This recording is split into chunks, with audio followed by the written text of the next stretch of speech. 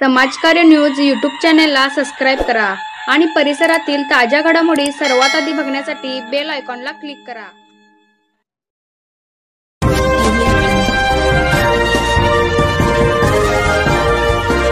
श्री सिद्ध सोनुदेव मठ तानंग येथे दहीहंडी सोहळा संपन्न।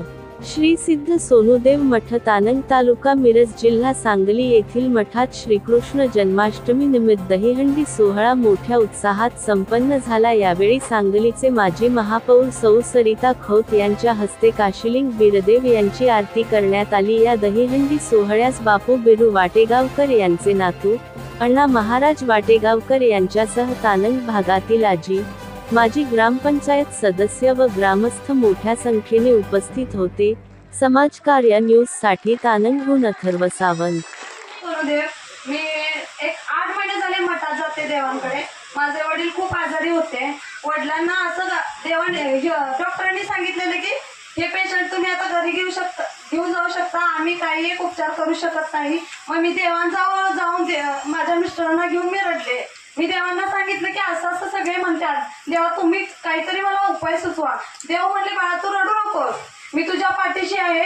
आणि एवढं होऊन सुद्धा देव म्हणाले की अनेक तुझ्या पप्पांना त्रास आहे, म्हणजे अजून एक असा धसका बसणार आहे की तू त्यातून सावरलं पाहिजे, तू धीट राहिली पाहिजे तुझ्या फॅमिलीसाठी, तू एकमेव अशी आहेस की तुझ्या आधारावर ते घर चालतंय। असं देवाने मला शब्द दिला।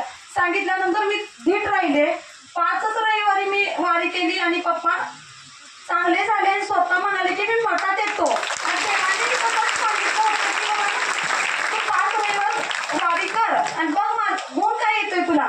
तर पप्पा माझ्या 3 रविवारी पप्पा ठीक झाले। पण मी देवांना म्हटलं होतं की 5 रविवार झाल्यानंतर मी मठात घेऊन ये। आणि मी मठात घेऊन आले आणि मंगसुरी मठात मी ज्या दिवशी वडिलांना घेऊन गेले त्या दिवशी दारुड्यांनी माझ्या वडिलांना दर्शन दिलं होतं। मी असं देवांनाही सांगितलं। त्यानंतर थोडे दिवस गेले, परत माझ्या वडिलांना फिट आली आणि ते पडले, जे की मी एकटीच घरी होते, कोणीही नव्हतं। त्यातूनही मी सावरलं।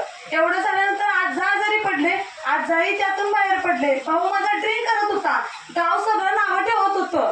देवांना म्हणलं देवा माझ्याकडे बघा आणि याला सुधरवा। आज 6 महिने झाले त्याने ड्रिंकला हाती लावलेला नाही की तेव्हा मला दिलेला आशीर्वाद आहे। मग त्यामुळे मी निर्णय घेतला विडा उचलायचा।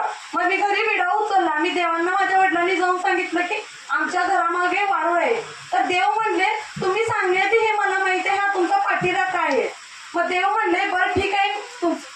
मग विडा दिला आणि देव म्हणले आल्यानंतर तिथं बघतो। मग देवांनी एकदा आल्यानंतर मम्मीला जाताना सांगितलेलं की मी 6 महिन्यात तिथं परत येईन। आज 6वाच महिना झालाय, देव परत आले। देवाने 15 रुपये गुण आहे। त्यानंतर आजाने निर्णय दिला की आपल्या इथं मठ करूया। मग आजांना म्हणलं की देवांना सांगितलं की आजोबा असे म्हणते देव काय करूया। देव म्हणले माझा देव काय सांगतोय ते बघून मी तुला सांगते। मग मी थोडे दिवस वाट बघितली। देवांनी मला बोलवून घेतलं। देव म्हणाले वरनं देवा